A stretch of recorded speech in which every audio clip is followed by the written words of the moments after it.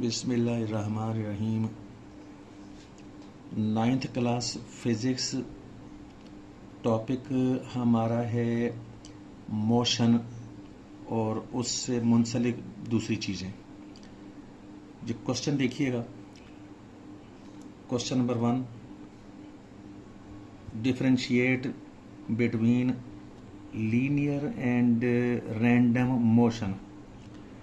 Lahore board के 2014 वाले paper में आया और ये जो लेक्चर है पिछले लेक्चर के साथ कंटिन्यूशन में है हमारा मोशन वाले टॉपिक पर। आंसर देखिएगा, linear motion is that which occurs along a straight line. यानी कि लीनियर मोशन वो होती है कि जो along a straight line, straight line के साथ साथ यानी सीधी लाइन में कोई चीज़ चलती जाए, वो मोशन उसको बोलते हैं लीनियर मोशन। जबकि रैंडम मोशन जो है does not follow any specific path. Random motion का कोई स्पेसिफिक पाथ नहीं होता।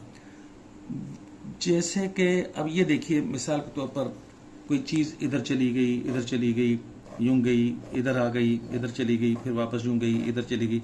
यानी बगैर किसी रूल के, बगैर किसी रेगुलेशन के जो मोशन होती है, किसी स्पेसिफिक पाथ को, ये देखिए ये जो बना है रास्ता, ये कोई स्पेसिफिक पाथ नहीं है। तो स्पेसिफिक पाथ को जो नहीं फॉलो करती वो मोशन होती है रैंडम मोशन। तो सवाल के मुताबिक आंसर आ गया। अब हम नेक्स्ट क्वेश्चन को देखते हैं।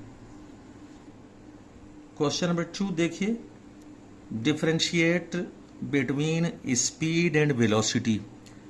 ये भी लाहौर 2014 वाले पेपर में आया। तो स्पीड और वेलोसिटी में जो डिफरेंस है उसको हमने इस तरह हेडिंग लगाई है, टॉपिक लगाया है, स्पीड वर्सेस वेलोसिटी।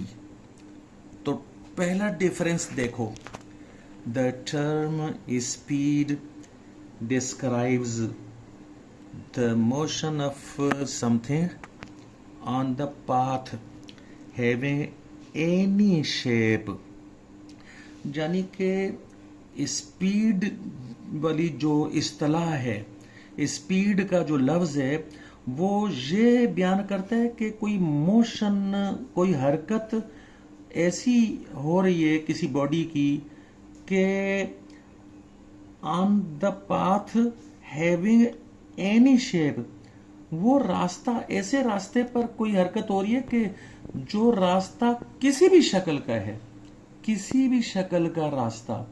मिसाल के तौर पर यहां देखिए, ये देखिए कोई चीज इस पॉइंट से या इस पोजीशन से इस पोजीशन तक गई है और वो किसी भी रास्ते पर चलती हुई, मसलन ऐसे ऐसे, ये पेन ठीक नहीं है तो चलें, ये किसी भी रास्ते पर ये चलते हुए गई है। तो यहां पर हम कहेंगे कि कोई गाड़ी जा रही है, कोई गाड़ी जा रही है तो उसकी स्पीड है। लेकिन जब वो गाड़ी या कोई भी चीज सीधी ही जाए, एक पोजीशन से दूसरी पोजीशन की तरफ बिल्कुल सीधी, यानी ऐसे चली जाए, तो ये हम कहेंगे कि ये डायरेक्शन वाली स्पीड है। और डायरेक्शन वाली स्पीड को वेलोसिटी बोलते हैं। जबकि वो स्पीड जो है वो ये वाली मोशन डिस्क्राइब करेगी और वेलोसिटी ये वाली मोशन डिस्क्राइब करेगी। तो फिर ये the term speed describes the motion of something on the path having any shape. कोई भी शक्ल का रास्ता हो तो उसके ऊपर जब किसी चीज की मोशन होती है तो उसको हम इस्तिलाह में ये स्पीड से बयान करते हैं। जैसा कि ये शक्ल देख लें, ये बताई थी आपको अभी ये चंद सेकंड पहले, ये कोई भी रास्ता, किसी भी शक्ल का रास्ता हो। और आगे यहां देखिए, ये वेयर एज, यानी जबकि वेलोसिटी जो है वो describes the motion of something, वही पहले की तरह। स्ट्रिक्टली, हाँ जरूर ऐसा ही होगा और इसके अलावा नहीं होता, इसीलिए ये लफ्ज स्ट्रिक्टली इस्तेमाल हुआ है। Strictly on a straight path, straight रास्ते पर जो मोशन होती है इन ए पर्टिकुलर डायरेक्शन, तो ये वाला, ये देखिए, ये स्ट्रेट रास्ते पर अगर मोशन हरकत बयान करनी है तो उसको वेलोसिटी वाले लफ्ज से बयान करेंगे, और किसी भी शक्ल वाले रास्ते पर अगर हरकत बयान करनी है तो उसको स्पीड वाली टर्म से बयान करते हैं। सेकंड डिफरेंस देखिए स्पीड एंड वेलोसिटी का। ये speed is a scalar quantity described as the ratio of distance covered to time taken, और वो रेशो इस तरह से, ऊपर डिस्टेंस लिख दिया, डिस्टेंस की रेशो टाइम के साथ। जिस चीज की रेशो होती है उसको ऊपर लिखते हैं और जिसके साथ होती है उसको नीचे लिखते हैं। तो ratio of distance to time, and we write speed v को v से यानी शो करना है, उसको इक्वल्स टू करके ये डिस्टेंस के बदले में s लिखा, टाइम के बदले में स्मॉल t लिखा। तो इस तरह से ये यानी स्पीड का फार्मूला इस तरह से सिंबल्स में लिखते हैं, और यहाँ पर भी ये स्पीड का फार्मूला ही लिखा हुआ है लेकिन वर्ड्स के साथ लिखा हुआ है, और इसको कहा है कि रेशो। तो बहुत सारी चीज़ें होती हैं, कभी रेशो के लफ्ज़ के साथ क्वेश्चन आ जाता है, कभी आपको कहा जाता है कि ये चीज़ का फार्मूला इस तरह से बयान कर दो, वगैरह वगैरह बहुत सारी चीज़ें होती हैं। आगे चलते हैं। वेयर एज, जबकि स्पीड के मुकाबले में वेलोसिटी क्या है। अब देखो, velocity is a vector quantity. Speed के बारे में था ये स्केलर क्वांटिटी, जबकि यहां पर ये जबकि यानी whereas velocity is a vector quantity for which, जिसके लिए वी राइट, ये देखिए पहले की तरह जैसे हमने ये कहा था कि ये वी राइट हम लिखते हैं, यानी स्पीड को इस तरह से लिखते हैं। तो यहां पर वेलोसिटी को कैसे लिखना है ये देखिएगा। वेलोसिटी को लिखने का तरीका, वेलोसिटी उसको ऐसे शो करना है, v के ऊपर वेक्टर का निशान लगाकर वेलोसिटी को शो करना है, क्योंकि वेलोसिटी जो है वो वेक्टर क्वांटिटी है। ये देखना है वेक्टर क्वांटिटी, जिसको वेक्टर का निशान लगाकर शो करेंगे। और अब आगे ये डिस्टेंस के बजाय डिस्प्लेसमेंट, ये देखिए, ये s जो है ये डिस्टेंस है, और डिस्टेंस के ऊपर जब वेक्टर का निशान लगा देते हैं तो फिर ये डिस्प्लेसमेंट हो जाता है। तो वेलोसिटी का जो ताल्लुक है वो डिस्प्लेसमेंट अपॉन टाइम के साथ इसका फार्मूला बनता है, जबकि स्पीड का फार्मूला जो है वो डिस्टेंस अपॉन टाइम के साथ बनता है। तो ये अच्छी तरह से देख लेना है, और आगे भी चीजें इस तरह की आती रहेंगी कि जिनमें चीजें खुल खुल कर सामने आएंगी। यहां पर ये बताता चलूं, वैसे पहले भी बताया कि क्वेश्चन में जितनी बात समझाने की जरूरत होती है मैं ज्यादातर उतनी ही बात समझाना चाहता हूं, उसके आगे ज्यादा डिटेल में नहीं जाना है, क्योंकि डिटेल्ड चीजों के लिए कोई दूसरी जगह होती हैं। मिसाल के तौर पर एमसीक्यूज होते हैं, तो जब मैं एमसीक्यूज पर आऊंगा तो वहां उस डिटेल में चले जाएंगे। अब हम चलते हैं क्वेश्चन नंबर 3 की तरफ। देखिए, identify the different types, identify करनी है डिफरेंट टाइप्स ऑफ मोशन, यानी कि हरकत की मुख्तलिफ किस्मों को आइडेंटिफाई करना है, उनकी पहचान करनी है, का मतलब है उनको डिफाइन करना है।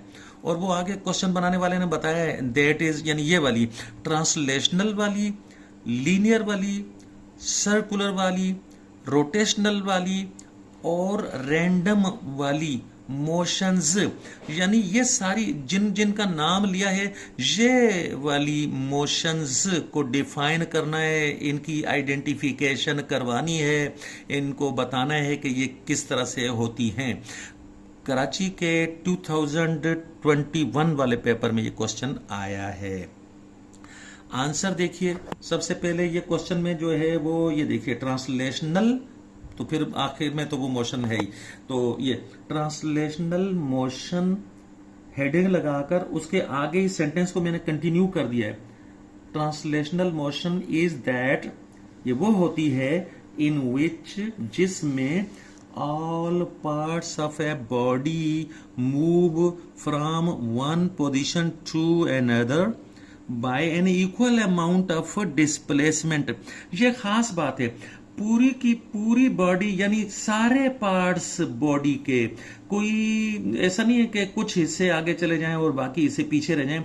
ऑल पार्ट्स जो हैं जब मूव करते हैं किसी बॉडी के, ऑल पार्ट्स बराबर डिस्प्लेसमेंट, बराबर मिकदार में उनका डिस्प्लेसमेंट होता है। तो जब बराबर मिकदार में डिस्प्लेसमेंट होता है तो इस तरह से, यानी 10 का मतलब है बस इस तरह से, the body as a whole shifts from one position to another. पूरी की पूरी बॉडी यानी कि complete body, the body as a whole, ये खास बात है, शिफ्ट्स एक पोजीशन से दूसरी की तरफ शिफ्ट कर जाती है पूरी बॉडी। तो उसको हम बोलते हैं, उस मोशन का नाम रखते हैं translational motion. Next type of motion है लीनियर मोशन। इसमें भी मैंने हेडिंग लगाकर तो सेंटेंस को आगे कंटिन्यूशन में रखा है, तो यूं हो जाएगी बात। Linear motion of an object is that, linear motion किसी ऑब्जेक्ट की वो यूं होती है, वो होती है कि, कौन सी होती है, इन विच, जिसमें इट मूव्स, यानी ये एन ऑब्जेक्ट के लिए है, इट मूव्स, वो मूव करता है, वो बॉडी हो, ऑब्जेक्ट, कोई चीज मूव करती है, along a straight path, सीधे रास्ते पर कोई चीज चलती जाए तो उसकी मोशन को लीनियर मोशन कहते हैं। यही बात जहन में रखनी है। आगे नेक्स्ट टाइप ऑफ मोशन देखो, circular motion is the motion along a circular path। ये तो बहुत ही मुख्तसर है, यानी कि दायरे वाले रास्ते पर कोई चीज, सर्कुलर रास्ते पर कोई चीज मूव करती हो तो उसकी मोशन का नाम रखते हैं circular motion. Next type of motion है रोटेटरी मोशन। तो इसको, ये हेडिंग लगी हुई है, हेडिंग के साथ ही आगे जुमला कंटिन्यू कर दिया है। Rotatory motion of a body is that, rotational motion किसी बॉडी की वो होती है कि इन विच, जिसमें ए बॉडी टर्न्स, कोई बॉडी टर्न कर जाती है, टर्न्स, टर्न करती है, अबाउट ए फिक्स्ड एक्सिस, किसी फिक्स्ड एक्सिस के गिर्द बॉडी टर्न करती है।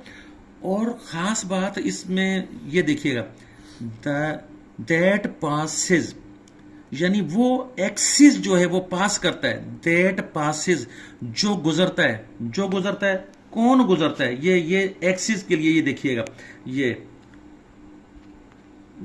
टर्न्स, यानी body turns about a fixed axis, body जो है फिक्स्ड एक्सिस के गिर्द घूमती है।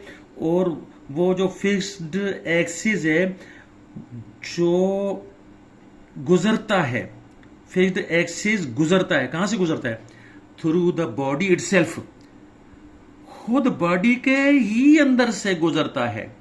मैं अभी आपको कोशिश करता हूं डेमोन्स्ट्रेट करके दिखलाने की।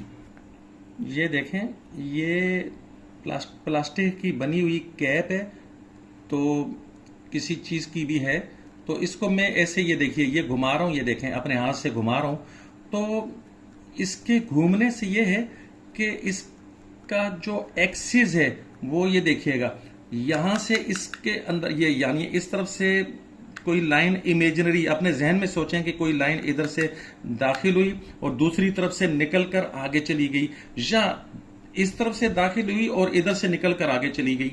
दोनों सूरतों में ये घूमने के लिए, ये देखिएगा, फिर से देखें, ये कोई भी चीज है, कोई ऑब्जेक्ट है, ये घूम रहा है, तो ये जिस एक्सिस के गिर्द घूम रहे हैं वो एक्सिस आपने अपने जहन में समझना है कि वो उसके दरमियान से, यहां से अंदर की तरफ, यानी यहां से यूं आके अंदर की तरफ गुजर कर दूसरी तरफ चला गया, या दूसरी तरफ से आया और इधर से बाहर निकल कर चला गया।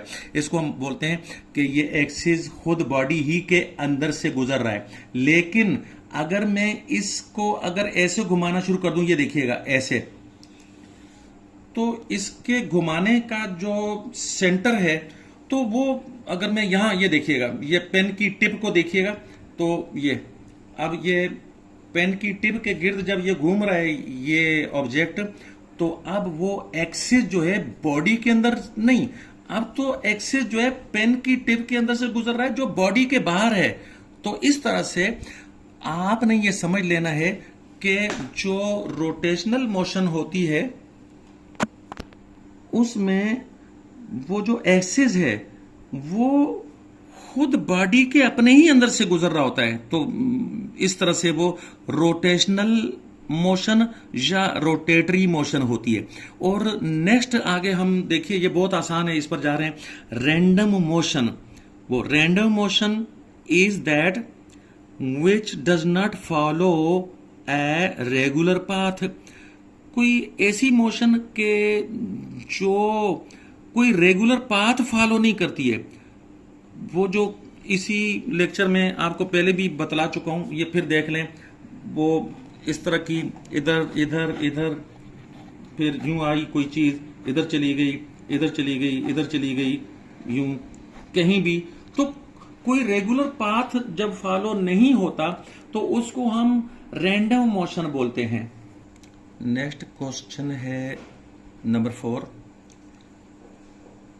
Can a body moving with constant speed have an acceleration?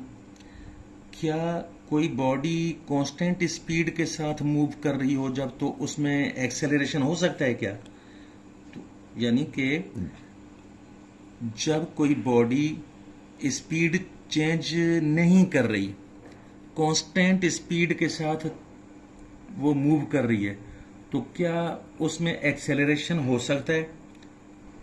Lahore board 2014 वाला इसमें यानी क्वेश्चन ये, तो इसका आंसर है यस। हाँ, a body moving with constant speed, यानी कि कांस्टेंट स्पीड के साथ कोई बॉडी चल रही हो, उसकी स्पीड चेंज नहीं हो रही, तो हो सकता है, यानी विल हैव एन एक्सेलरेशन, उसमें एक्सेलरेशन होगा। कब? When it moves on a circular path.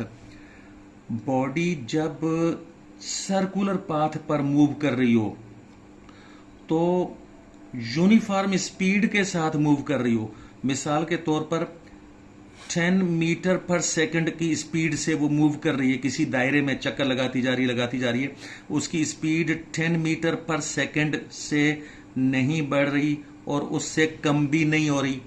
एक ही स्पीड पर वो जब दायरे में चक्कर लगाती रहेगी तो उस वक्त उसमें एक्सेलरेशन होगा कि स्पीड चेंज नहीं भी हो रही हो और एक्सेलरेशन हो।